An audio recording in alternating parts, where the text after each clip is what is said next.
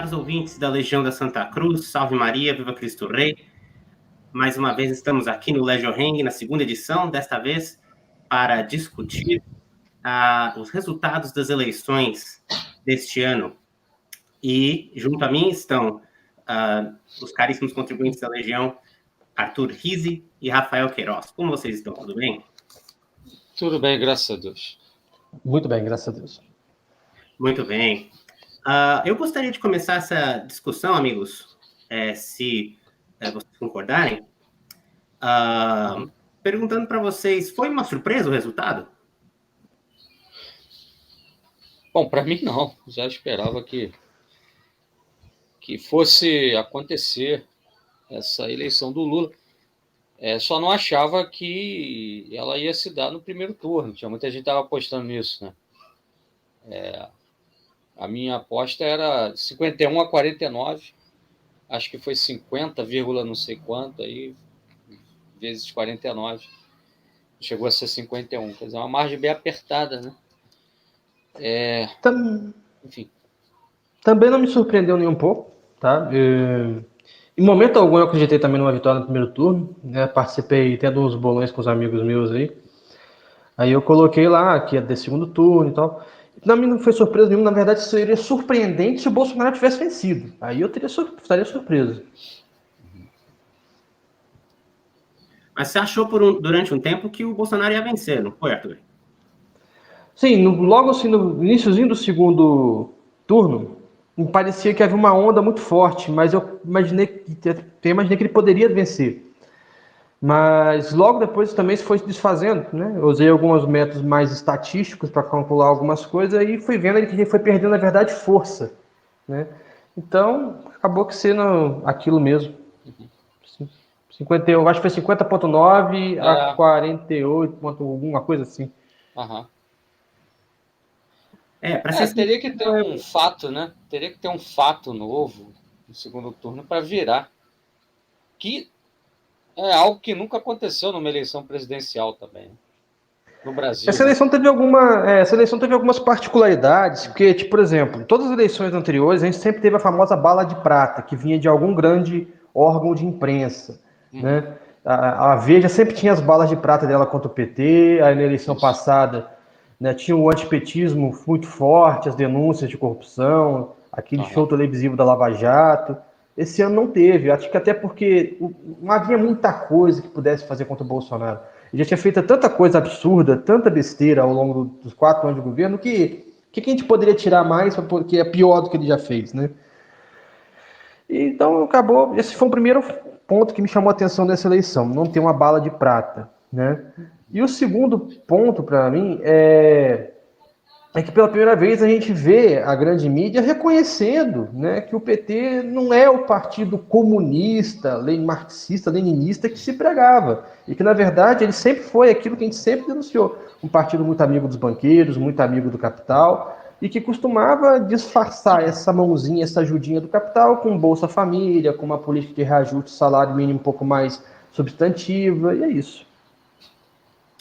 Rizzi, uma coisa que me chamou a atenção, eu até cheguei a pensar, embora eu desse como mais certa a eleição do Lula, eu até cheguei a pensar que Bolsonaro tinha uma chance durante o tempo lá, mas aqueles ocorridos que se passaram na reta final, aquela... Zambelli. A Zambelli, né? Aquilo lá foi uma coisa ridícula, mas pior ainda o que aconteceu com o Roberto Jefferson. Foi, eu acho que a estaca final no Bolsonaro, não sei o que vocês acham, mas para mim foi o que pareceu.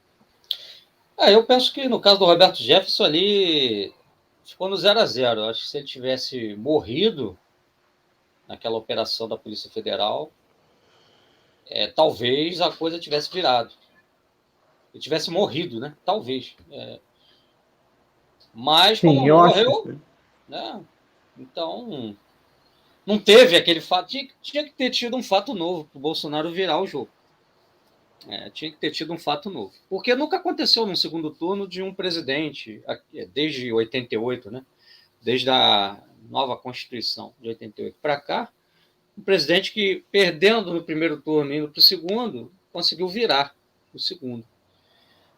Quem chegou mais próximo foi o Aécio, em 2014, e o Bolsonaro agora chegou bem próximo, mas, como o Rizzi falou, não teve a bala de prata que pudesse ser usada ali para destruir a candidatura do Lula, fazer virar, e enfim. Agora, me parece também que o Lula tem consciência, eu estava vendo hoje uma notícia sobre isso, que não foi o PT que ganhou, foi o antibolsonarismo, né? E que ele vai ter que fazer um governo não para a esquerda, ele vai ter que fazer um governo de frente ampla democrática, vamos dizer assim. Porque se ele fizer um governo para a esquerda, ele vai explodir o país. E aí já começam a sair algumas notícias, né? Não sei até que ponto isso tem fundamento. Ontem eu ouvi algumas pessoas dizendo que o Haddad seria colocado na economia. Se ele fizer isso, aí o país colapsa. Não tem jeito. Ele vai ter algum dos banqueiros já tarimbados aí, que a gente conhece, que, aliás, deram apoio ao Lula logo já no primeiro turno, Armin Fraga, Edmar Baixa. Exatamente, entre outros, né? Mas isso é verdade. Sim, o que o Rizzi falou, né? O Lula tá de rabo preso com os liberais, né? Uhum. E, inclusive, no primeiro governo dele, né? O vice dele era empresário liberal e hoje é o Alckmin, né? Mas, de fato, o Lula não ganhou com uma diferença tão apertada e um Congresso hostil, né?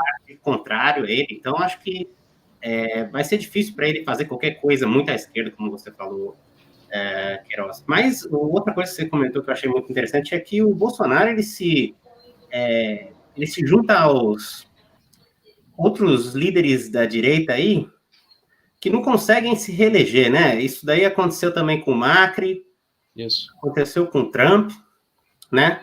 Então, eu queria saber o porquê que o Bolsonaro não ganhou. É isso que eu queria saber. Eu tenho algumas ideias aqui. Na verdade, antes de falar por que foi que ele perdeu, vamos falar por que não foi. Porque eu acho isso importante. Primeira coisa que eu queria colocar aqui é que eu não acredito que foi por fraude. Sim, não tem nenhuma prova disso, né? Sim, Bolsonaro, até 2020, as pesquisas estavam indicando que ele ia conseguir se reeleger folgadamente. Uhum. Até com um hipotético retorno de Lula. Isso. Né? Então não tem essa história aí que falam que não, as pesquisas são roubadas. As pesquisas têm muita bobagem, né? Mas erraram o primeiro turno, né? A Datafolha, principalmente. Dava ali uma vitória para o Lula. Então, nossa. Dava uma vitória para o Lula já no primeiro turno. 50-34, um negócio desse. Essas pesquisas, é claro que são... Mas teve também pesquisas favoráveis a Bolsonaro. Teve. Paraná Pesquisa. Brasmarket. A Brasmarket estava o Bolsonaro eleito no primeiro turno com 60% dos votos. Teve pesquisas que deram Bolsonaro no primeiro ou no segundo turno. Então, assim, esse negócio de pesquisa roubada dá para dois lados. E pesquisas até 2020 estavam dando Bolsonaro. Então, eu acho que isso daí é uma bobagem. Outra coisa, o que os apoiadores do Bolsonaro estão falando é o quê? O Congresso, como é que pode uma população eleger um Congresso ou de um candidato e votar no outro, né? Sempre foi assim no Brasil. Né? Isso. Sempre foi assim no Brasil. Isso. O que mudou, a novidade, é que o bolsonarismo ele é tão doutrinário que o cara que vota 22 para o presidente, ele vota 22 para todo mundo, até para síndico do prédio. Entendeu? Mas o cara que vota 13 não vota necessariamente 13. Porque não é um voto do PT, é um voto do Lula. Do Lula, em 2002, o Lula ganhou para presidente com o PMDB ganhando o Congresso, levando o Congresso. Exatamente. Que é, vamos dizer, equivalente hoje ao Centrão, ao PL, né? É isso. Inclusive, tem uma coisa muito curiosa, que em Minas, Zema ganhou, mas Lula também ganhou, né? Também, O cara votou em Lula e Zema, coisas completamente diferentes, né? Pelo menos a bandeira, né? É bem diferente. Isso sem falar de como o Congresso é eleito, porque conta aí os puxadores de voto, né? Os grandes puxadores de voto foram bolsonaristas, como aquele garoto lá de Minas, o Nicolas. Isso, e o Eduardo Bolsonaro em São Paulo. Então, isso daí altera também a composição do Congresso de uma forma diferente, né? Sem dúvida. Mas, então tem isso, né? E, por fim, o que eles falam aí é a questão das urnas serem fraudáveis, né? Que inclusive, eu seria o primeiro a falar aqui dos problemas que as urnas têm. Aliás, eu fui estudante do Laboratório de Segurança de Dados da Universidade de São Paulo, onde saíram muitos dos pesquisadores criptográficos que vieram a se tornar membros da equipe que está auditando as eleições, né? Aquela equipe que foi formada, e alunos de um dos maiores criptógrafos do Brasil, se não o maior, professor Dr. Roto Perada. Então, isso daí é uma coisa que eu não vou nem pôr em questão aqui. Na verdade, o que eu gostaria de comentar é que eu acho que se a urna eletrônica ela é fraudável, tanto faz. Sabe por quê? Porque quem diz que se ela é fraudável, só o Lula vai se tirar proveito disso. Bolsonaro não vai, né? O Bolsonaro é esse santinho, né? Que não faz nada para se beneficiar. Bolsonaro deu vários exemplos durante a eleição aí de que ele estava disposto a fazer o que fosse para conseguir votos, né? Ele fez para idosos, sabe como os idosos têm que, para continuar recebendo a aposentadoria, fazer a prova de vida, né? Pois é. Ele tirou, né, essa prova, né? Ele tirou essa prova, ele fez que a prova de vida tinha que ser o comprovante de votação, isso aí. Para fazer o povo ir votar. Então pode ir um cara lá e votar no lugar do morto, né? Pode qualquer um. E o pior, morto, né? E que isso teve um efeito, me parece, na abstenção. Os estados do sul do Brasil tiveram a mais baixa abstenção da história. Sim, que são estados justamente com a pirâmide demográfica mais pesada para cima, né? Exatamente. E outra coisa, cortando o transporte nas áreas que são petistas. Criminoso. Né? Criminoso. Que aconteceu, inclusive, no segundo turno, com a Polícia Rodoviária Federal lá fechando. Agora, você está falando disso, o Carlos, e o Rizzi confirmou. Eu não... Na época, no dia, aliás, eu estava trabalhando na eleição, né? Existe comprovação de que realmente foi uma ação da presidência da República, do Executivo Federal? Ou até onde eu pode ter vi, apenas uma suspeita? Até onde eu vi, há indícios. Indícios, sim. Inclusive, por exemplo, teve uma reunião, né, acho que 2, 3 dias antes da eleição, entre o diretor-geral da PRF e o Bolsonaro no gabinete, no Alvorada. Correto. Inclusive que o Lauro Jardim cobriu um pouco disso. E de repente vem essa daí, né? E o próprio ofício, não sei qual é o termo do documento utilizado, né? Que foi expedido pela Diretoria-Geral da Polícia Rodoviária Federal, onde fala abertamente em ignorar as ordens do TSE. Né? Então, há bons indícios, né? Correto. De que foi sim uma manobra orquestrada para poder roubar votos de Lula. Mesmo que não tivesse, é uma coisa muito suspeita, né? Então, você não pode falar de fraude nas urnas sem ter indícios disso, por mais que as urnas sejam vulneráveis, né? E como eu já falei, existem grandes criptógrafos aí estudando elas, e eu sou o primeiro a admitir isso, mas cadê o indício, né? Então, o indício, se essa fala pode ser feita sem indício, então também pode ser falar que isso foi uma ação deliberada, né? Enfim, né? Acho que a conclusão disso daí é que é ingenuidade pensar que se há fraude, ela vai vir só de um lado, não vai vir do outro também.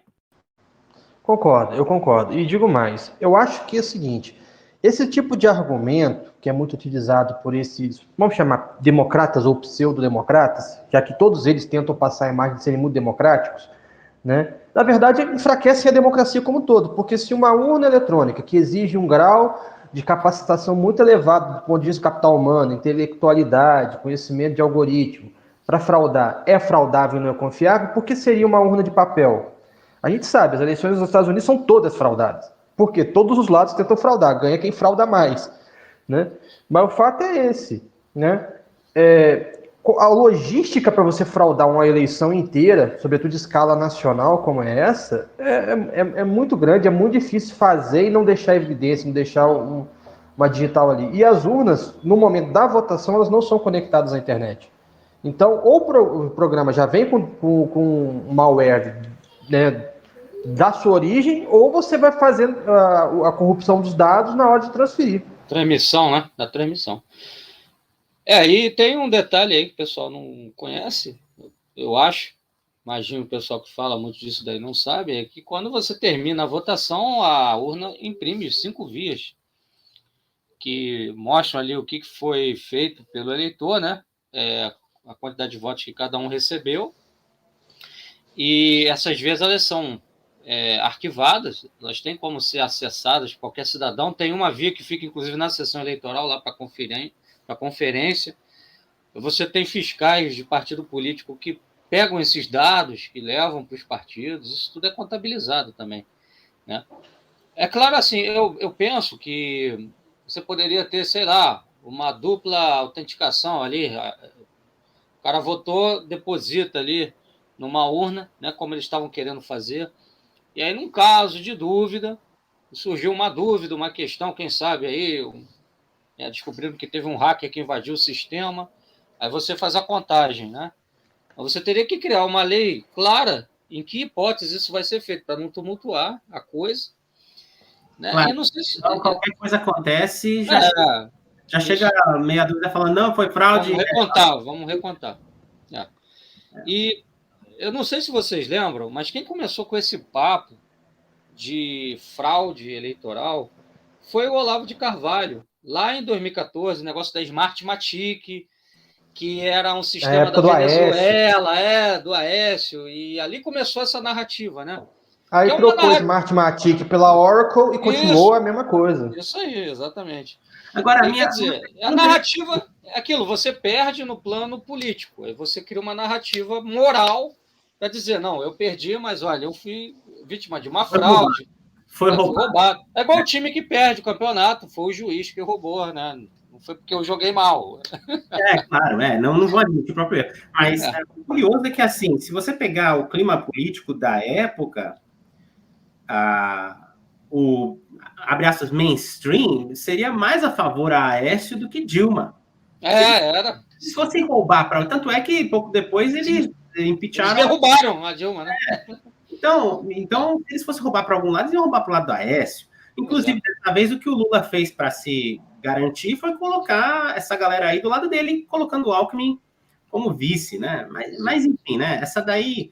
Você lembrou de uma coisa que é importante. Eu conheço muita gente do PT, porque trabalho com esse pessoal já há décadas, né? Desde os anos 2000, como professor, e existia assim, meio que um consenso no PT na época que a Dilma era muito ruim, que a Dilma estava queimando o filme do PT e tal, né? Ou seja, nem os petistas eles tinham esse compromisso todo com a Dilma, né?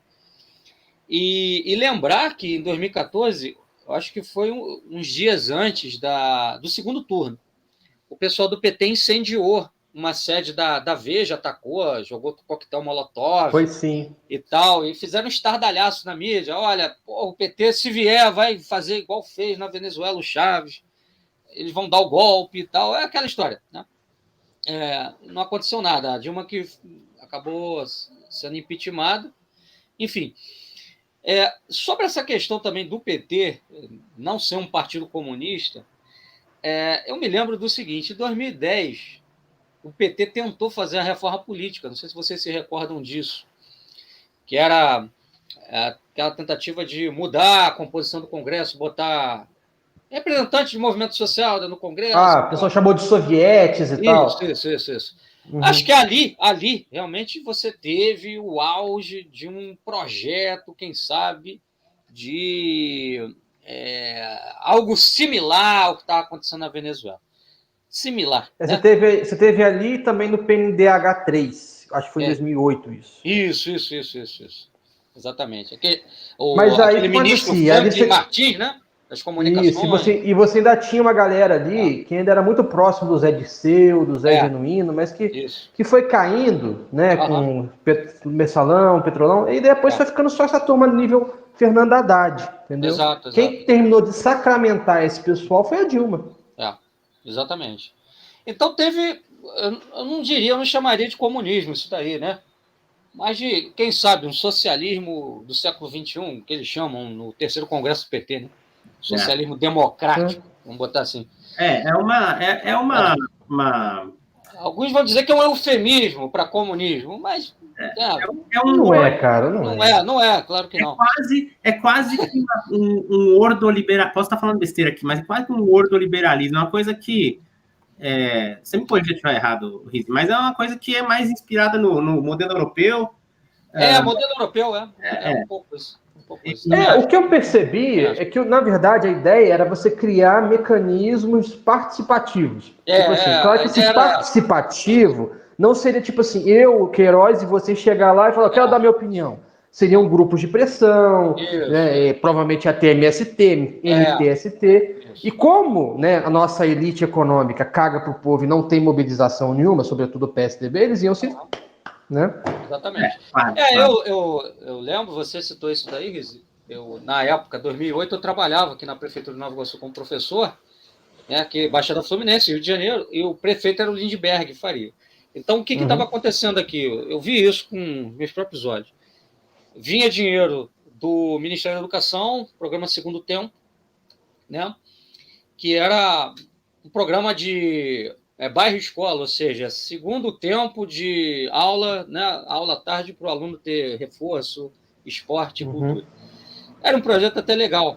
Só que muito desse dinheiro era desviado e era jogado para projeto de teatro na rua, projeto de, sei lá, cultura na favela, coisa que, enfim, não estava ligada diretamente à escola, né? E aí foram se formando grupos, né? Movimentos culturais, políticos, etc. Com esse dinheiro, com essa farra toda que teve na época, né? O dinheiro do PAC também. O dinheiro do PAC foi desviado. Então, o que você teria era isso, né? Você teria uma participação, né, desses movimentos capitaneados pelo PT. A ideia que eles trazem, inclusive, no terceiro congresso deles, que eles falam de socialismo do século XXI, não é de coletivização dos meios de produção, é de controle social sobre os meios de produção.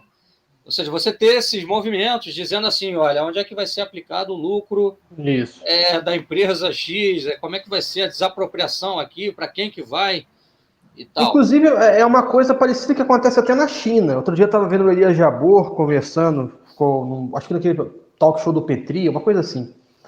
E ele fala que tem mais ou menos uma coisa parecida assim na China. Ou seja, a China ela cria meio que como se fossem pessoas jurídicas que representam interesses, por assim dizer, da classe trabalhadora, que tem poder de dar pitaco nas decisões de investimento das empresas, mesmo as capitalistas que atuam na China. Entendeu? Eles têm participação assim, na acionária. A ideia em si não é ruim. Não é ruim, é boa. O problema é que como é que você vai confiar que vai ser uma representação dos trabalhadores e não de um grupo de potentados de cada partido. Isso. Exatamente. Vai ser os aloprados do PT lá que vão conseguir fazer, que é o que eles sempre fizeram, que a gente já está acostumado, né? Mas, enfim, isso daí tudo para dizer que não foi fraude, né? Outra coisa que eu acredito que não foi motivo pela derrota do Bolsonaro não foi pela falta do voto do eleitor de direita. Porque o que está acontecendo aí Como é que é? Tem uma tese que diz o quê? Que foi a falta do voto do eleitor? Não, o que eu quero dizer é o seguinte, está muita gente apontando o dedo já e falando o seguinte, é porque você foi isentão. Porque eu votei nulo, entendi. Tem muita gente me acusando, tanto de um lado... Especialmente aí, por exemplo, a galera do meio católico tradicional, que fala assim, não, fica te ameaçando de excomunhão, né? Se você não votar, cara, né? Eu respondo só uma coisa para eles. Se você pega o movimento tradicionalista católico inteiro no Brasil, ele deve ser 0,0001% do eleitorado. O que isso decide, né? Olha a diferença dos votos. Aí, tipo assim, nós ainda, que somos mais divergentes ainda, porque não gostamos desses bolsonaristas, a gente é 0,00001%. Isso aí. Então, o que a gente decidiu? Eu sou uma minoria absoluta. Então, o que eu tô querendo dizer, assim, esse negócio de ficar apontando o dedo e falar, não, vocês... É culpa de quem se isentou, de quem não quis votar, de quem se absteve. Meu amigo, quando é na hora da eleição, vocês falam de mal menor, mas durante o governo tem que apoiar incondicionalmente, porque senão o PT volta, né? Além disso, a gente sabe muito bem, e isso é uma coisa que eu expliquei no vídeo Liberação Sexual e Controle Político, que está no canal da Legião, que Bolsonaro não vai fazer nada em questão de moral, apesar de falar assim, não, eu sou contra o aborto, sou isso e aqui a favor da família, ele não vai fazer nada. E esses ministros de STF que ele indicou, eles são ridículos. Sim. Quem liberou o Lula foi o Cássio Nunes Marques. Sim. Ele votou a favor. Se o cara não tem coragem de votar numa coisa que não é de ordem moral, para um político, você acha que vai peitar e falar assim, eu sou contra o aborto? Claro que não. Não, de nenhum, mas especialmente porque o Bolsonaro, ele tá de rabo preso com os usurários, com os oligarcas. O interesse deles é justamente em perverter o aborto. Então ele não vai fazer absolutamente nada, né? A mulher trabalhando na fábrica, a mulher trabalhando no comércio... Não vetar o aborto, eles derrubam o veto, tá ok? Liberar o trabalho de domingo, né? Tudo isso daí, né? E esse pessoal é muito ingênuo, porque eles estão falando assim, mas o Bolsonaro é contra aborto, contra isso e aquilo. Meu amigo, o Bolsonaro vai falar qualquer coisa que ele precisar falar para conseguir voto. PT se falou contra o aborto, o PT virou o partido dos cristeiros na reta final. Também. O Lula falou que era contra o aborto também. Então, você tem noção, no Twitter, o pessoal chegava no perfil do Papa Francisco, chamando ele de comunista, ia lá uma turba de petistas citando o catecismo, cara. É muita ingenuidade você pensar que o Lula, ele é desonesto, ele vai falar as coisas só para conseguir voto, e o Bolsonaro... E o outro, né? Quer dizer, é um ato de fé. É um ato de fé. Quer dizer, eu tenho que crer em Bolsonaro, na boa vontade dele, mas no Lula eu tenho que desconfiar todo dia, toda hora, todo instante. Rapaz, olha, ontem um sujeito no Facebook veio falar assim para mim, sabe qual o jeito de pacificar o Brasil? É o Lula renunciar, não assumir e deixar o Alckmin assumir. O Constantino postou isso hoje no Twitter. Aí eu perguntei para ele o seguinte, peraí, mas o Alckmin agora não está no PSB, Partido Socialista Brasileiro? Então, o problema é o socialismo ou é o Lula? Agora, Queiroz, deixa eu pegar esse gancho que você me deu aí, porque a gente já falou bastante por que não foi quais motivos não foi a derrota do Bolsonaro. Vamos falar por que foi, né? E você citou o Alckmin aí. Um dos motivos que eu considero um dos principais, vou falar outros aqui também, mas um dos principais é que o povo, quando votou em Bolsonaro há 4 anos atrás, rejeitou sumariamente Alckmin, que era o cara com mais tempo na televisão, e acabou recebendo uma votação pífia, né, jogado para escanteio pela população, porque era um 4%. Cara que estava dando nojo, porque o cara não parava de falar. Que, aliás, mais um motivo para odiar o Lula é o Lula ter ressuscitado esse cara. Mas o Alckmin, teve uma entrevista famosa dele na Globo, que ele falou assim, por que o Brasil é um país subdesenvolvido? Porque não tem dinheiro, porque não dá para a gente investir em saúde, educação, isso e aquilo, né? Que falta dinheiro. E daí a entrevistadora falou assim, não, você está falando bobagem, é que o dinheiro vai para corrupção, para sei lá o quê, né? Mas não vai para o investimento que a população realmente precisa, né? E ele ficou com aquela cara fechada, né? E foi uma coisa que realmente se apegou à população, porque eles falaram assim, não, esse cara, ele não quer investir, para ele não tem dinheiro, porque o dinheiro só pode ter para os comparsas dele. né? Então, foi uma rejeição à Alckmin. Aí chega o Bolsonaro no poder, o que ele faz? Bate a pandemia, e daí todo mundo questiona por que você não está fazendo a mesma coisa que Trump fez nos Estados Unidos, onde Trump deu um cheque de $1.000 para todos os residentes. Todo mundo que mora no país, até eu recebi um. Uhum.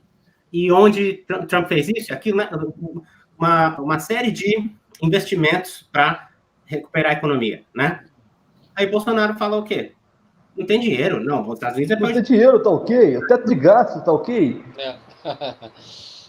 O Brasil é terceiro mundo, a gente não tem dinheiro como eles, não dá para fazer aqui. Então, mas teve dinheiro para dar 1,5 trilhão para os bancos? Para os bancos emprestarem ajuda. Para salvar o mercado financeiro, tiveram como. Os bancos emprestarem para o comerciante ajuda. Teve comerciante que não conseguiu pegar o Pronamp. Então, assim, tem muita... porque eles estão passando uma imagem que todo mundo... A elite se juntou contra o Bolsonaro, é o sistema contra o Bolsonaro. Mas muita gente da elite estava com o Bolsonaro, tinha gente que estava com o Bolsonaro, agora a elite ela é dividida, né? Existem setores que perderam muito com a pandemia e observam o seguinte, espera aí, como é que eu vou fazer aqui? Como é que eu vou vender carro no Sudão, na Somália? O Brasil está virando isso. O Brasil está indo para esse caminho. Claro. Então, quer dizer, em outras palavras, o povo elegeu o Alckmin sem saber que estava elegendo o Alckmin, né? Uhum. Então, é o quê? O povo se deu conta que dá na mesma, tanto faz, é trocar 6 por meia dúzia, qualquer um desses caras. Então, é por isso que tem essa grande abstenção, grande quantidade de votos nulos. É por causa disso, porque eles olharam e falaram, tanto faz, para que eu vou me dar a mínima, né? Tirar a bunda da cadeira e ir votar, né? Não tem pra quê, né? Vou pra praia. Então, então isso daí, para mim, é um dos principais motivos, e vou citar outros aqui. Uma coisa que a gente tem visto cada vez mais vergonhosamente presente, inclusive no discurso de supostos católicos. Gente que se diz católica, né? Tradicionalista, né? É católico que vai fazer manifestação política em dia de finados. Sim. O católico tradicionalista, qual que é a... Quer dizer, nem no dia de recolhimento espiritual os caras deixam de fazer política. E política não é para colocar o reinado social de Jesus Cristo em curso, né? É para salvar uma figura que representa o quê? Né? O Estado mínimo, o liberalismo, a maçonaria azul, né? O pentecostalismo. Olha, pelo amor de Deus. Eu já tentei, de todo que é jeito, tentar entrar na cabeça desse pessoal e entender como é que eles pensam. Entendeu? É muito difícil entender o que é. Eles estão fechados como um inferno, como diz o Dante, né? Então porque é uma coisa absurda, porque, assim... É uma mistura de medo irracional, né? Porque, tipo assim, o PT é comunista, o cara não sabe nem o que é comunismo, mas ele tá com medo. Medo de uma palavra, medo de um verbete do dicionário, né? Medo da perseguição aos católicos, medo... Os caras reagem só com medo. A única coisa que eu percebo é que eles têm muito medo de tudo. É a paranoia criada pelo Olavo de Carvalho, né? A paranoia. E aí eles não conseguem ver o que de fato está acontecendo, porque você pega o período em que o Bolsonaro esteve à frente da presidência da República. Você teve uma escalada do ativismo judiciário. Bolsonaro não conseguiu barrar isso. Tá? Você teve o STF equiparando homofobia a racismo, que é um tema que é do legislativo. O que o Bolsonaro fez em relação a isso? Absolutamente nada. Manteve uma diretoria LGBT. Desde o primeiro dia do governo. Sim. Desde o primeiro dia do governo. Enfim. Então, peraí, a perseguição já está a acontecer. Né? E o que o Bolsonaro pôde fazer? A Ana Campanhola, aquela deputada, né, filha do Olavo de Carvalho, né, filha espiritual do Olavo de Carvalho, ela certa vez, quando o Bolsonaro sancionou uma lei aí, não sei o que foi, uma coisa que tocava em questão de família, uma coisa ruim. Ela falou, mas o que ele vai fazer? Ele tem que sancionar, porque senão ele cria atrito com o Congresso, e etc. Então, quer dizer, se o cara... Então, para que eu tenho que defender ele com Ele vai barrar o aborto como, né? Para que eu tenho que ter tanto medo? Não, defenda ele incondicionalmente, senão o PT volta. Mas dá no mesmo. Mas o PT voltou com o Bolsonaro. Voltou. E apesar da defesa incondicional dessa gente. E a defesa incondicional dessa gente, que é onde eu queria chegar... Podia ter feito um bom governo e enterrado o PT.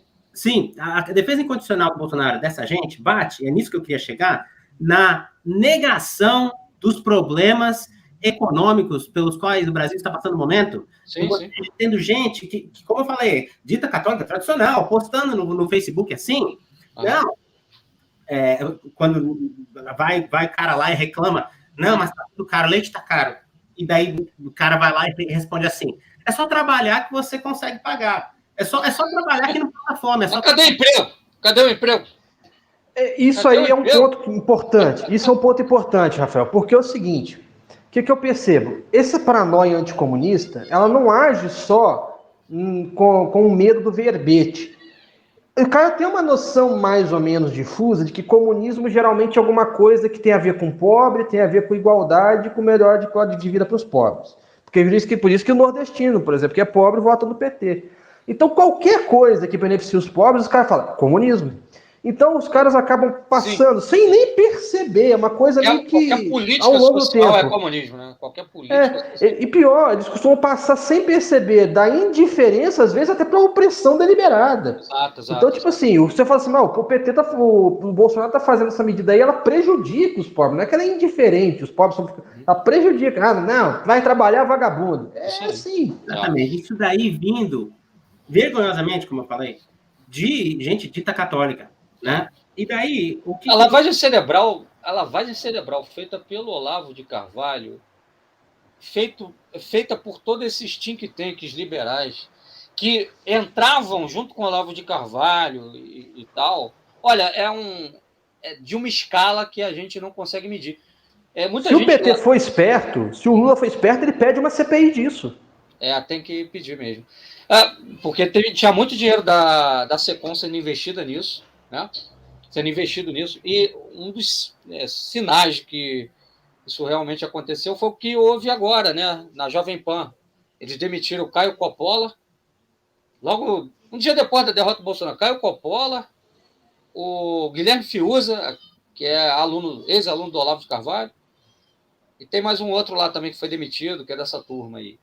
Agora não me lembro. Acho que o Constantino está na reta também. O Constantino acho que vai sair também. Quer dizer, estavam sendo pagos pela Secom, né? Estavam sendo pagos pela Secom. O que é isso? É limpeza de arquivo? É. Queima de arquivo. Enfim, né? E é do interesse também da emissora, né? Porque, tipo assim, senão ela vai manter um quadro de malucos lá que vai ficar fazendo oposição por oposição. Não, ela vai querer abrir espaço para receber dinheiro da Secom, do Lula. Lógico. Então você pode ter certeza, 2023 até julho no máximo, você vai ter uma bancada inteiramente identitária ali. Sim. Bom, continuando, até o momento a gente já deu muitos bons motivos pelos quais Bolsonaro foi derrotado, mas tem mais. Além disso tudo que a gente já falou, outra coisa que eu consigo pensar foi o mau desempenho na pandemia, fazendo pouco caso das mortes. Sim. Dizendo que não foram de Covid, que os números estão inflados, ao mesmo tempo que ele falava que os números da China eram falsos por serem muito baixos. No Brasil eram falsos por serem muito altos. Na China tem Covid, né? No Brasil não tem. A Covid, ela era uma gripezinha, ao mesmo tempo ela era uma arma biológica criada pelos chineses. Era loucura. Não acertavam uma previsão. Os caras falavam assim, não... Vai morrer 10. Até julho acaba isso daí por causa do frio. Não, vai... no máximo, aí o teto é 6 mil infectados. Não acertaram. Aí depois falaram que não, daqui mais umas 2 semanas já acaba. Ou, vai dar a cloroquina aí, vai resolver. Nem nada disso se materializou, né? E aí acontece, o Bolsonaro, esse personagem do tiozão do churrasco, ele fez muita coisa que ajudou a piorar a situação. Quem não se lembra, né, daquela situação patética dele oferecendo cloroquina para as emas do Alvorada? Sim. Tipo assim, tô imitando. A culpa é inteiramente dele, porque ontem eu lembrava isso, falando com uma pessoa, no dia 4 de fevereiro de 2020, ele decretou estado de emergência e no decreto previa fechamento de fronteira, contenção de dinâmica social para impedir o espalhamento do vírus. O Brasil, na época, não tinha um único contaminado.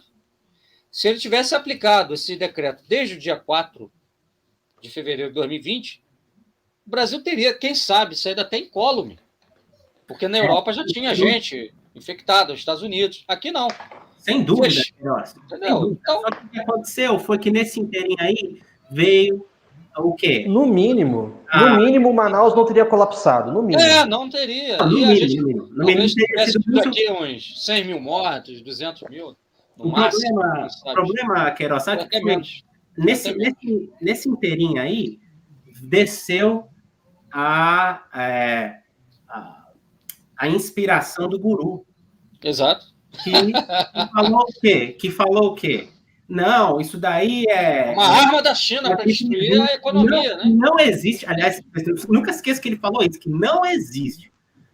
Comunavírus. E que isso daí é para tirar as nossas liberdades. Isso aí, exato. Pior que até hoje, se você for no site do IPCO, tem esse monte de baboseira lá, cara. Sim, tá tudo documentado. Sim. Como... Então, aí os caras vão lá e sabe o que é o mais irônico? Colocam o número de recuperados. Engraçado. Milhões de pessoas já melhoraram, é só uma gripezinha. Sim. Ele lembra que o IPCO, inclusive, ele fez, né? Vários lá, o placar dos recuperados, das pessoas que se curaram de Covid. Por que se fala só das pessoas que morreram? Tem que falar das que se curaram. Exatamente. Por que a gente não fala só do gol que o Oscar fez em 2014 contra a Alemanha? Vamos deixar o 7 para lá, né? Vamos falar, a gente ganhou de 1-0 o jogo. Claro, tem que falar. A gente ganhou de 1-0. E que o Brasil arrancou, né? Aliás, foi a Alemanha que meio que deixou, né? Para não passar tanta vergonha assim. Mas... Eu me lembro que o Rizzi falava o seguinte, uma comparação interessante. Tem quantas pessoas numa região que tem jacarés? 1.000 pessoas. Né? Quantas pessoas foram comidas por jacarés? 10? Não, mas vamos falar das 990 que não foram comidas, né? Isso aí. Em vez da gente fazer uma política para impedir o jacaré de invadir ali a área da população e comer gente, vamos falar das 990, então não precisa fazer nada, né? 990 vivos. Você não pode pôr uma cerca ao redor do rio. Não. Jacaré, porque isso daí é cerceado. É comunismo, pô. É comunismo. Comunismo, intervenção do Estado. Você não vê agora o Marcelo Andrade lá do Monfort? Infelizmente herdou esse espírito PCPista maluco. Sim. Ele falou, porque a ditadura militar é comunista. Por quê? Porque 40% da economia era estatal. Eu falei, Quer dizer o quê isso? Nada, né? Quer dizer o quê? Vai pegar aqui, o Brasil não gastou um centavo a mais nem a menos, entrou uma crise devastadora. O que vai acontecer? A participação do Estado no PIB cresce inercialmente. Por quê? Porque a economia privada decresce, o Estado não decresceu, né? Proporcionalmente cresce. Se aumenta a encomenda do Estado, né? Se essa galera olhar para a economia americana durante Eisenhower, eles vão falar que é comunismo também. Sim, exato. Então Hitler era comunista, porque quando ele começa lá a rearmar a Alemanha, ele encomendou armamento, né? As empresas privadas, quer dizer, o Estado, olha o gasto que o Estado teve com isso. Você não lembra que o Fedeli falava que o Franco era comunista? Sim, também tem isso, né? É verdade. Quem não é comunista, né, para eles? O mundo todo é comunista, só eles ali que é resistência, cara. O comunismo virou o que eles não gostam, é igual para a esquerda, né? O fascismo é o que eles não gostam. Quer dizer, até medida sanitária, que não tem nada a ver com o que o Marx teorizou, é comunismo, né? Medida de contenção sanitária é comunismo. Pois é. Propriedade privada resguardada, mas é comunismo. Enfim. Então, a gente tem aí o desempenho na pandemia, o desempenho econômico, apesar de essa galera aí bolsonarista negar de pé junto, né? Até o caixão, que haja... Eles sabotaram a vacina da USP. Todas as tentativas de fazer vacina no Brasil, eles sabotaram. Tinha a vacina Versamune, que era do governo federal, uma das poucas boas ações do Marcos Pontes, no Ministério da Ciência e Tecnologia. Ele pegou um dinheiro, colocou lá, faz a vacina aí. Estava com bons resultados, geração excelente de anticorpos, precisava do dinheiro para produzir. O Bolsonaro mandou cortar a verba. Foi. E era barato, eu acho que sairia por 200 e poucos milhões. Muito menos do que eles gastaram. E veja bem, para um governo que diz ser nacionalista, fazer a vacina nacional, pô, olha que imagem. Depois, ele perdeu um cavalo selado. Essa é a mesma gente que também, na ONU, votou contra a quebra da patente das vacinas Foi. Pfizer. E daí, essa gente vem falar assim pra gente, não, a vacina, sabe o que é? Esquema, né? Um esquema da Pfizer. Esquema da grande indústria farmacêutica. Mas pera lá, você sabotou a vacina nacional e você votou contra a quebra da patente. Então você também está do lado das grandes farmacêuticas. Não, mas é porque a patente, o direito intelectual é um direito da propriedade privada. Nós somos liberais. Paulo Guedes. Quebrar patente é comunismo. Comunismo. Teve questão econômica, apesar de eles negarem de pé junto que a economia esteja indo mal, apesar de todos os índices, né, negam, e daí respondem desse jeito, assim, com desdém, né? Quando a população apresenta problemas sérios, graves, concretos, né? Que afetam o eleitor no seu cotidiano, como, por exemplo, o preço do leite, aí respondem como, né? Vai trabalhar, vagabundo, não é problema meu. Você é comunista, que você quer intervir no livre mercado. Isso, como se... Tinha justificativa para tudo, cara. Como se garantir a segurança alimentar do povo não fosse dever cristão do governo. Segurança alimentar é comunismo também, não esqueça. Eles zeraram os estoques reguladores de alimentos. Eles fizeram tanta besteira que é um negócio... Por exemplo, quantos presidentes da Petrobras que estivemos mesmo? Acho que uns 4 ou 5, né? Isso. Porque o cara chegava, entrava lá, não mexia em nada. O Bolsonaro, baixa o preço aí. Não baixo não. Joinha. Demitia. Tipo assim, era muito óbvio que o problema sempre foi a paridade de preço de importação, a PPI. Mas os caras inventavam a desculpa mais maluca, né? Que o problema era o dívida do PT, que o problema era imposto.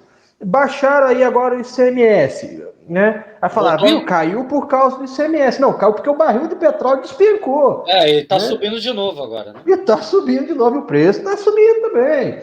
Então, tipo assim, e todos os problemas reais, eles nunca atacavam o problema. Eles atacavam usando bobagens, usando teorias da conspiração. Criando factoides. Olha, eu cheguei a ver gente me dizer o seguinte, pasmo, eu argumentei assim, olha, na época do Temer, que já não estava bem a coisa, eu conseguia trabalhar todo dia de carro. Porque a gasolina, o GNV ainda estava tolerável. Hoje eu não consigo mais fazer isso. E não consigo mais comprar a mesma coisa que eu comprava em termos de compra do mês, né? Que eu comprava anteriormente. Então, vamos botar, na época aí do Temer, eu gastava uns R$500 para fazer uma compra do mês, hoje eu gasto 700, 800 reais, né? E, enfim, aí a pessoa disse para mim, não, mas peraí, você está falando aí de carne, que você não consegue mais comer carne como antes, mas carne faz mal, cara. Você não pode comer carne todo dia. Vira vegano. Exatamente. Quer dizer, eu lembro até de um rapaz que falava do veganismo cristão. Quer dizer, os caras estão dispostos, eles querem que nós estejamos também, a fazer todo o sacrifício para que o mito não saia do poder. Né? Vocês têm que estar dispostos aí a fazer o sacrifício, passar fome, para o comunismo não voltar. Mas, olha, vocês não dizem que o comunismo é a fome, a Venezuela? Quer dizer, a fome com o capitalismo cristão, conservador, pode. A fome com o comunismo, não. Aí é opressão. O problema é que não tem nem o cristão e nem o conservador. É só capitalismo. É só bandeira, né? É só bandeira. É só bandeira. É a fome do bem. É a fome do bem, a miséria do bem. É a miséria que, como diria lá os plinistas, né, não afeta a hierarquia social. Isso aí. É porque, para essa galera, eles caíram do lado fundo assim, da piscina do desigualdade é bom, né? Que é uma coisa que... Mas em que escala também, né? Qual é a escala de desigualdade que é boa? Sim, exatamente.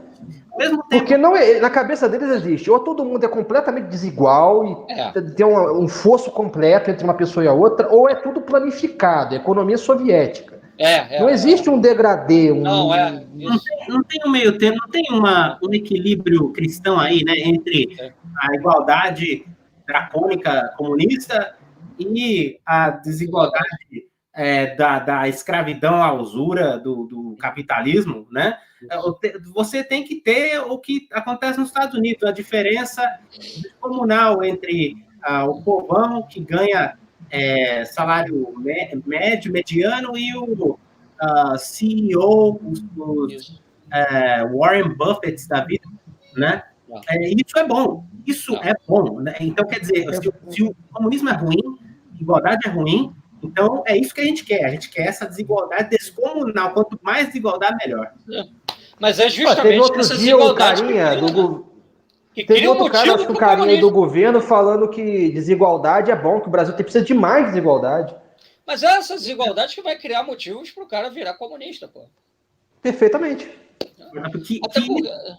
Que isso daí nos leva, Queiroz, à conclusão aqui do nosso hangout, que é por que o Lula ganhou. Porque a gente já falou por que o Bolsonaro perdeu, quais os motivos quais não foram os motivos, quais foram os motivos. Então, agora vamos falar por que o Lula ganhou, né? Porque, vamos ser sinceros aqui, né? Isso daí é uma coisa que a gente já fala há um tempão. Uhum. O que leva ao comunismo é o liberalismo. Uhum. Porque como eu já falei, escravidão à usura, que leva a população a condições tão execráveis, tão miseráveis, que eles vão buscar qualquer coisa que dê uma esperança. E daí chega o comunismo com uma resposta. Ou algo que eles chamam de comunismo, né? No caso, o Lula, a gente falou aqui que não é comunista, mas ele é aquele negócio que a gente chama de social-liberal. Para eles chamam de social-democrata, ele precisaria melhorar muito. Uhum.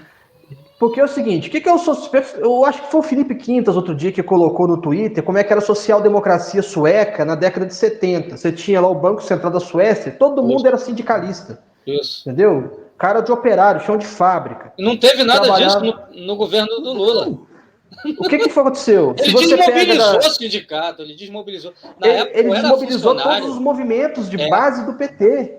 O PT ele colocou 400 mil pessoas no Anhanguera na época do Collor, os famosos caras pintados. Se você pegar ali, 90% era PT, 10% era brisolista. Isso. Derrubaram o presidente. Eles fizeram a marcha dos 100 mil lá em Brasília, deu 90 e poucos mil pessoas, na época Brizola e Lula juntos. Sim. Fernando Henrique ficou acuado, ele não privatizou a Petrobras por causa daquilo. Isso. Entendeu? Tinha tudo, tinha até o logo, ia ser Petrobrax, né, para poder facilitar para os gringos. Então, e o que aconteceu? O PT chegou no governo, agora vocês ficam tudo quietinho aí, agora nós somos um partido eleitoral. Isso aí. Entendeu? Eu me lembro que, eu posso citar aqui um fato que aconteceu, eu estava na época, era funcionário do Ministério da Saúde, técnico de informática. O sindicato era o Sintracef, ligado à CUT, né, ligado ao PT, etc. O que aconteceu? O Lula, não sei se vocês recordam, ele passou uma reforma da Previdência do setor público. Ele botou um teto. Você ganha R$4 mil, mas você só vai receber 3. Se quiser receber 4, você vai ter que fazer a Previdência privada no Bradesco, para complementar. Teve gente do Sintracef que ficou fula da vida com aquilo. Falou, isso vai contra tudo que o Lula sempre falou, não sei o quê. Foi ali, o pessoal começou a sair do PT, foi pro PSOL. Né? Foi a época também que a Marina Silva saiu do PT. A Marina Silva, ela entrou em choque com o Reinaldo Stefanos, que era ministro, não sei se da Agricultura, não me lembro agora, que ele pediu, olha, solta as licenças ambientais aí, Marina. A gente quer fazer obra, não sei o quê. Ela falou, peraí, vocês querem destruir o meio ambiente. Né? E também tem um mito, né, do Lula chegando, o Lula vai arrebentar aí com o agro, não vai deixar mais plantar, o Brasil vai cair, vai quebrar, vai ser um ambientalismo louco. E não foi assim também na época, né? Eles vêm com uma bandeira, realmente o PT levanta essa bandeira, mas na hora da praxis, muda completamente. E aquilo, uma coisa que aconteceu também no governo Bolsonaro e vai acontecer, e aconteceu na época do Lula. Por exemplo, se o Lula o PT, o Haddad, tivesse ganho, e ele tivesse sancionado o negócio lá da laqueadura, a direita faria um barulhão. Faria. Contra a família, tá vendo? O cara quer destruir a família, a demografia brasileira. Eugenia. Eugenia é um canalha comunista, bandido, e talvez nem sancionasse por isso. Mas como é o Bolsonaro, não pode criticar, porque senão volta o Lula. A mesma coisa na época que o Lula estava no governo. Se fosse Fernando Henrique fazendo uma reforma da Previdência dessa, os caras iam para a rua. Mas não foram, porque era o Lula que estava no poder. Então a gente não faz o movimento, né, e o negócio passa, né? Inclusive, é uma coisa engraçada que você fez me lembrar um negócio assim. Eu lembro quando o Lula ganhou em 2002, na época eu acho que o primeiro-ministro da Inglaterra, eu não lembro, tenho certeza, mas eu acho que estava na transição dos conservadores para os trabalhistas. E quem estava assumindo lá era o Tony Blair. E o Tony Blair desceu a mamona no Lula, falou que o Lula era uma esquerda atrasada, era uma esquerda bolchevica, etc. Em 2008, o Tony Blair elogiou o Lula. Não, o Lula é um cara moderno, etc. Isso. Então, quer dizer, o comunismo que o pessoal tem na cabeça é o quê? Um tipo igual o Tony Blair? Bill Clinton? Comunismo inglês, gravata. Fabiano, são fabianos. Eles querem, em 1 milhão de anos, transformar o país em comunista. Mas vai demorar 1 milhão de anos, entendeu? Então tá bom, né? 1 milhão de anos, tá. Então, até lá não tem problema, não. É engraçado que eles fazem essas distinções, só que na cabeça deles, essas distinções são meramente convencionais, né? No fundo é o escocês de verdade, é a falácia do escocês de verdade. Porque é o seguinte, como é que se mencionava? Porque tem a estratégia das tesouras do Lenin, o PSDB e o PT são comunistas. Na época da eleição, vamos votar no Aécio, senão o comunismo vence. Aécio é de direita. Isso. Aliás, o Olavo de Carvalho, na época, eu lembro que ele falou que o Aécio seria um presidente de um brilho em comum, né? Mas, viu, essas promessas de um apocalipse que nunca não se materializam, só fazem uma coisa, fazem a gente perder a credibilidade. Isso que aconteceu com o meio católico tradicionalista. Com a esquerda. O meio católico tradicionalista está falido. Muitos padres sairão desmoralizados dessa campanha. E eu vou falar uma coisa para você.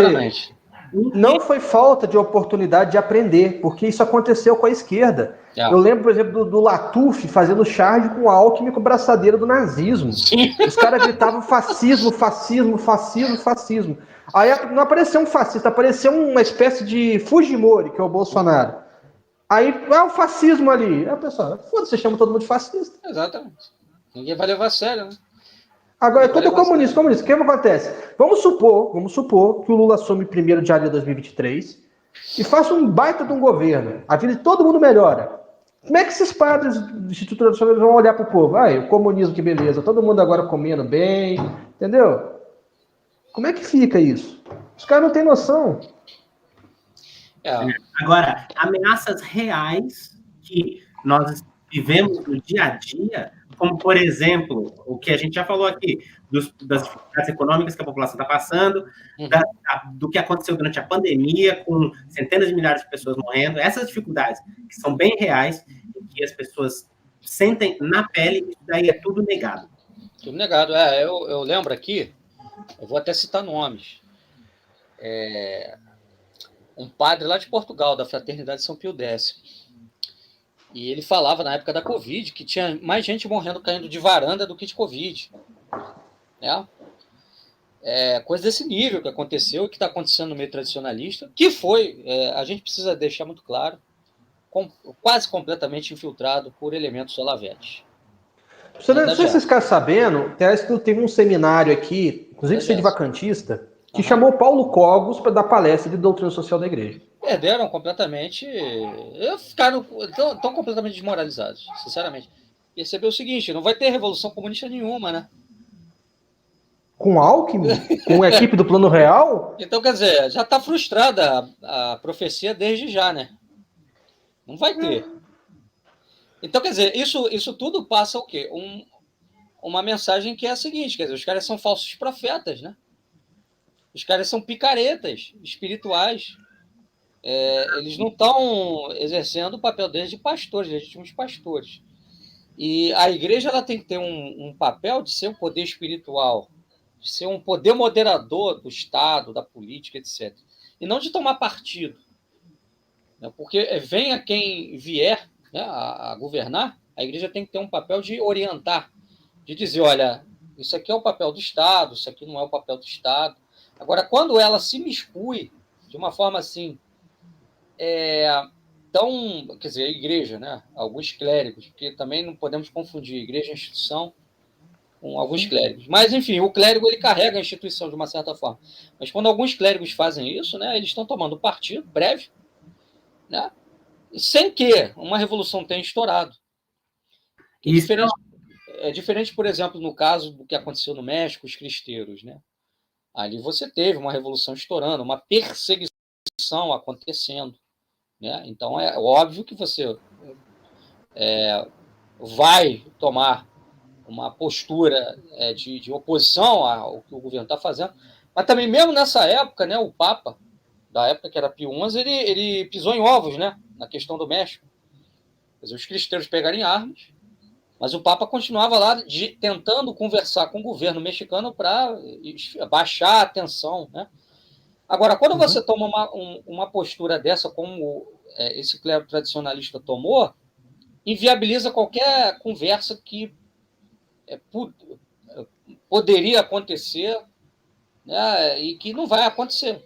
Porque, assim, você já parte para o ataque no período eleitoral dessa maneira, né, deixando claro que você tem um candidato, desmoralizou completamente a instituição. A igreja ela tem que pairar acima dos partidos, ela não é um poder temporal, é um poder espiritual. Né? Até porque uma das coisas que levou muita decadência, por exemplo, da igreja na Espanha foi a relação quase que umbilical que existiu entre o franquismo foi. E a igreja. De modo que a população já não sabia distinguir onde começava um e onde começava o outro. Exato. Né? E aqui no Brasil, eu acho que a gente vai ver isso um pouco acontecer com os evangélicos, tá? Uhum. Porque ficou muito feio para esse pessoal, sobretudo essas super igrejas corporativas, tipo Universal, etc. Mas, e o pior, esse envolvimento pode levar até um revival, né, da teologia da libertação mais radical. Pode. Porque a CNBB, ela manteve neutralidade. Isso pelo menos na sua exposição pública, nós não temos nada, estamos orientando aqui, vote conforme esses princípios aqui, o candidato você escolhe. Isso aí. Entendeu? E o pessoal conservador, tanto tradicionalista, às vezes, até Neocon, Padre Paulo Ricardo fez o terço pelo Brasil contra o comunismo, etc. Isso. O Felipe, aquele cara da Canção Nova, esqueci o nome dele. A Canção Nova foi completamente cooptada, cara. Os cantores o Felipe da Canção Aquino, Nova, cara. Adriana, Eliana Ribeiro, totalmente cooptados. Então, esse pessoal todo vai ficar numa situação muito complicada, entendeu? Vai ficar numa situação muito complicada. Então, o que acontece? Quem pode acabar dando as cartas daqui a uns tempos vai ser tipos como o padre Júlio Lancelotti. Isso aí. Eles se associaram aí a uma galera que simplesmente vai queimar demais o filme deles, porque essa direita alternativa, primeiro que essa direita alternativa aí foi um experimento falido, né? Isso daí, prova disso é aquilo que a gente falou no começo, que Bolsonaro não conseguiu se reeleger, tanto como o Trump, tanto como o Macri, e assim por diante, né? E segundo que todo mundo está vendo que quem apoia isso daí, o que esses católicos ditos tradicionalistas e esses evangélicos aí estão se associando, é com o quê? Com uma massa de gamers social darwinista que acredita em antimiscigenação higienista de 4chan. Isso aí. Que pensa que o nordestino é parasita dependente do Estado. Exato. E gente que não acerta uma previsão, né, como o Olavo. Aliás, o Olavo não só errou as previsões da pandemia, mas ele errou também essa previsão aí da eleição. Porque eu não sei se vocês lembram, mas o que ele falou é que o Lula não era um líder carismático e que o dia que aparecesse um cara que fosse realmente conservador para peitar ele, esse cara ganhava a eleição de lavada. E não foi isso que a gente assistiu, né? A gente viu um Bolsonaro que só tem a si mesmo a culpar por ter perdido, porque foi ele que cometeu esses erros aí que a gente já... Mas aqui, o problema é que o Olavo ele não entende o que é o conservadorismo brasileiro. Né? Sim. Ele tem na cabeça o conservadorismo norte-americano que não tem nada a ver com o nosso. O nosso conservadorismo ele é Saquarema, ou seja, é Estado forte. É Estado de bem-estar social. Exatamente, isso é uma coisa impressionante. Não é protestante, é católico. Inclusive, uma coisa muito engraçada é que assim, sempre que você pega para estudar a história dos partidos da monarquia, o liberal e o conservador, você percebe o seguinte: o Partido Conservador ele tinha uma visão um pouco mais pragmática e realista. Então, ele tentava encontrar soluções com aquilo que já existia. Enquanto que o liberal ele era mais idealista. Então, ele pegava e importava modelos jurídicos e legais de outros países. Né? E quando você observa tudo que o governo Bolsonaro fez, é tudo bem Luzia, bem pouco Saquarema. Até a luta pela lei, pelo teto de gastos, que nem é obra deles, mas que eles lutaram até o fim para manter, é uma completa maluquice. Entendeu? Não tem sentido nenhum aquilo. No Brasil... Tanto que explodiu. No Brasil, ninguém tá nem aí para essa história de tamanho do Estado. Quanto mais ministério, pior, porque é um Estado inchado. E volta aquela questão do Ciro Gomes. Quanto custa um ministério? O que o povo mediano, assim, se você perguntar para eles os gastos do governo, o que ele vai dizer desde que tenha retorno para mim, ok. É isso aí. Né? É igual a educação, né? Eles pegaram um negócio lá dos Estados Unidos, homeschooling, trouxeram para cá, e o que o pai de família quer aqui, conservador, ele quer ter uma escola pública de qualidade, onde, obviamente, não tenha professor doido lá falando de masturbação, de travesti, isso aí ele não quer, né? Mas ele quer a escola pública, pô. Ele quer a escola pública. E você vê que é uma coisa de elitista, essa mentalidade, que eles, tipo assim, eles não pensam assim, poxa, será que esse pai pode bancar os professores? Será que esse pai pode ficar em casa ensinando? Pois é. Não, porque hoje no Brasil, 60% da população ganha até 2 salários mínimos.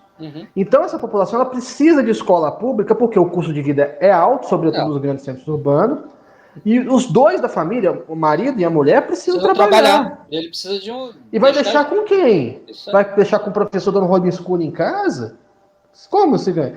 Aí teve algum idiota, que acho que é a página Templário de Maria, falando que dava para fazer homeschooling com R$300 de renda. Sim, eu me lembro disso. Olha, R$300 não compra nem os livros do Rizzi, sabe? Eu tenho mas nem R$300 tem para isso. Mas, ô, Luzane, pior que não era nem, tipo assim, R$300 para isso, era R$300 de renda. De renda, então, né? Isso, de renda. De renda. O cara, tipo assim, tudo que ele ganha no mês é R$300. Não, olha, R$300 foi o meu primeiro salário como estagiário há quase 20 anos atrás. Entendendo? Tá.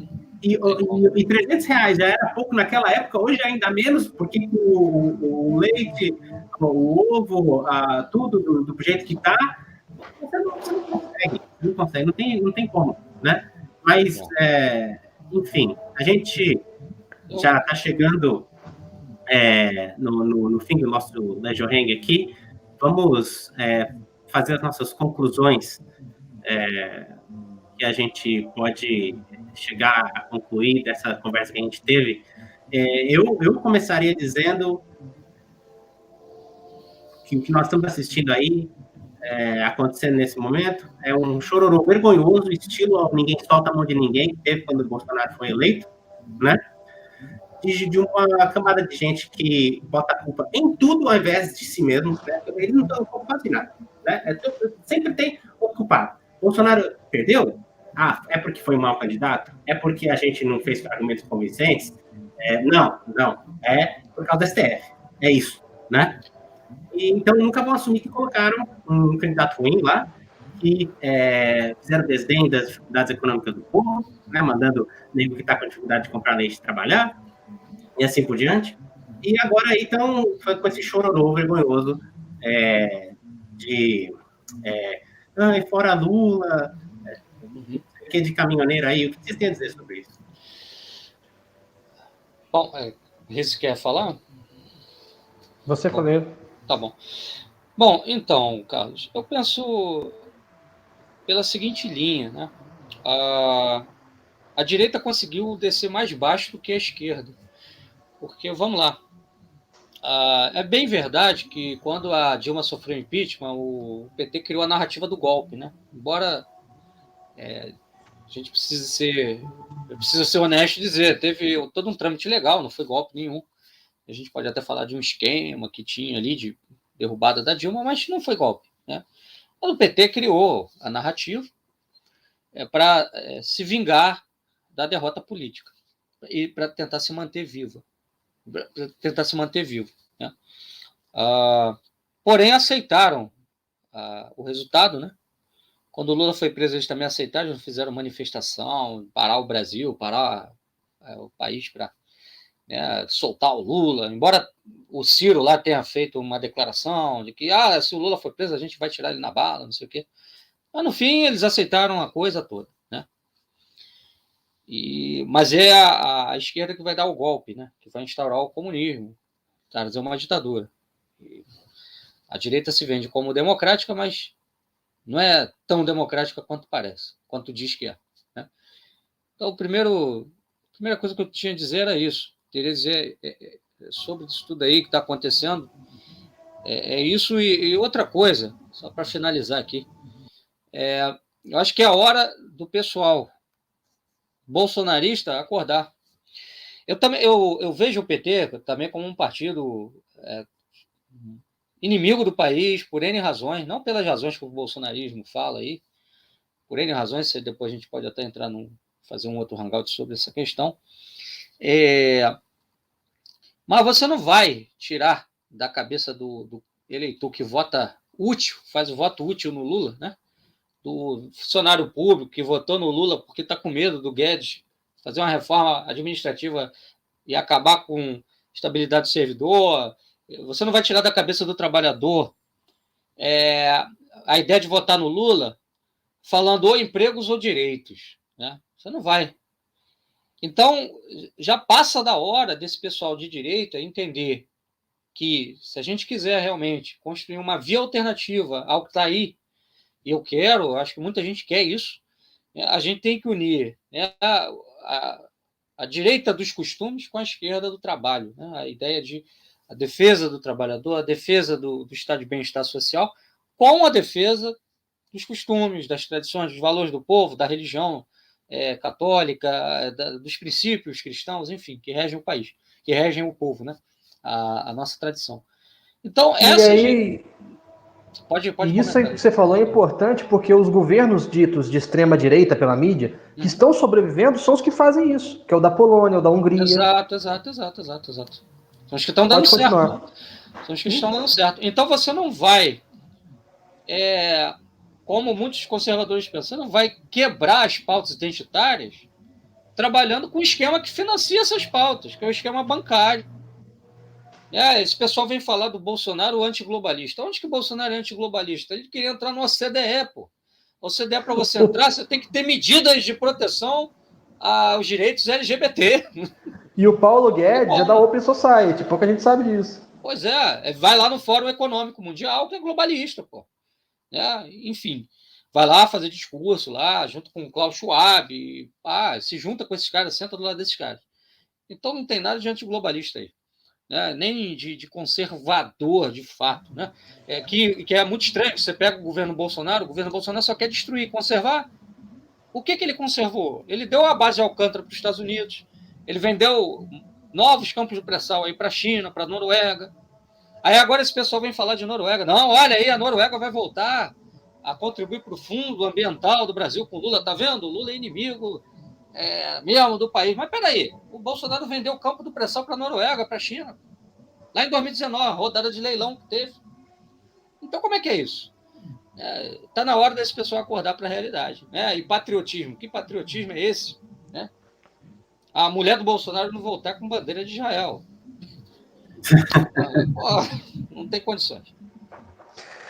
Quanto a isso, eu gostaria de salientar o seguinte: o pessoal fala muito, por exemplo, de risco democrático, que o PT traz um risco democrático para o país. Na minha opinião, o Bolsonaro esteve mais perto de um risco democrático do que o PT em toda a sua história. Exato. Porque até metade do ano passado ele estava tentando federalizar as polícias militares. Você imagina se ele consegue fazer com as PMs o que ele fez com a PRF? Que é o projeto do Olavo, né? Fazer uma lavagem cerebral na PM. Isso do cara Exatamente. que passou a campanha inteira falando menos Brasília e mais Brasil, né? E não só isso. Não só isso. Você sabe que o pessoal, por exemplo, fala muito em fascismo. O Bolsonaro é fascista. Eu acho que quem chega mais perto de acertar talvez seja ali dos esquerdistas o Nildo Ourix, que chama de proto-fascista. Ele é quase um fascista, não é? Na forma, mas sabe o que eu acho que ele é? No conteúdo, né?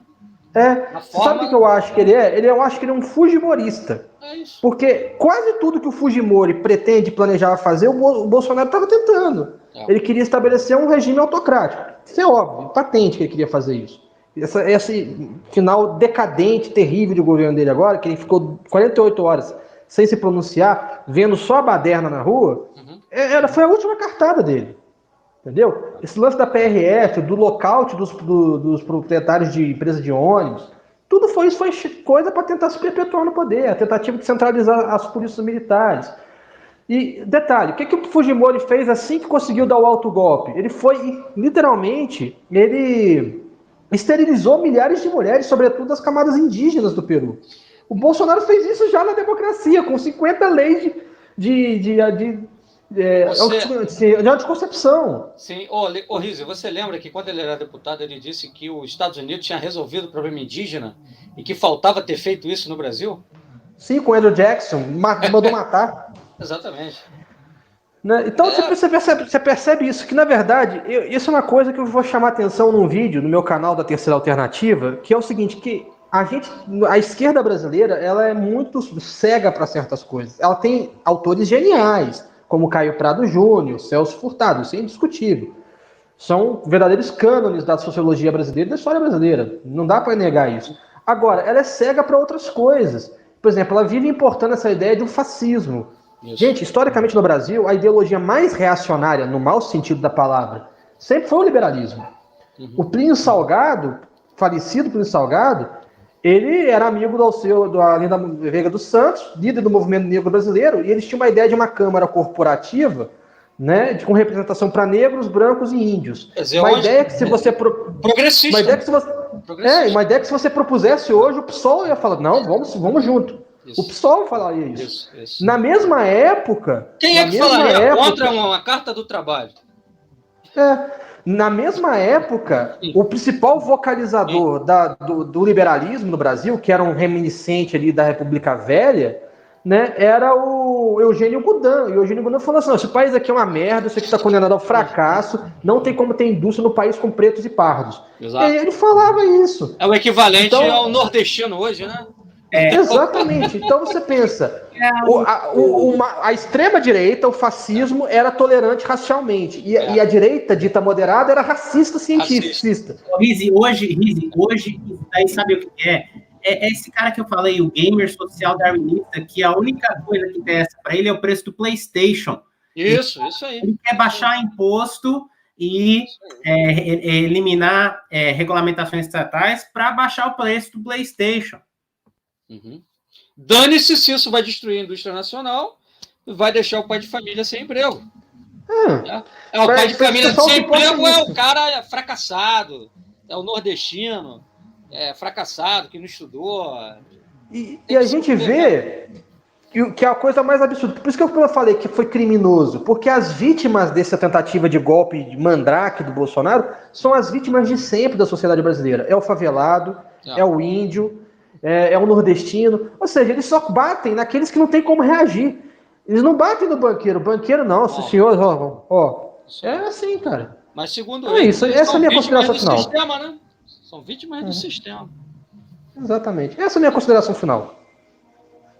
Tá certo. Rizzi, professor Queiroz, muito obrigado pela contribuição de vocês. Foi um prazer estar aqui e ter essa discussão. É muito edificante e agora nós nos despedimos dos ouvintes da Legião da Santa Cruz. agradecendo a audiência.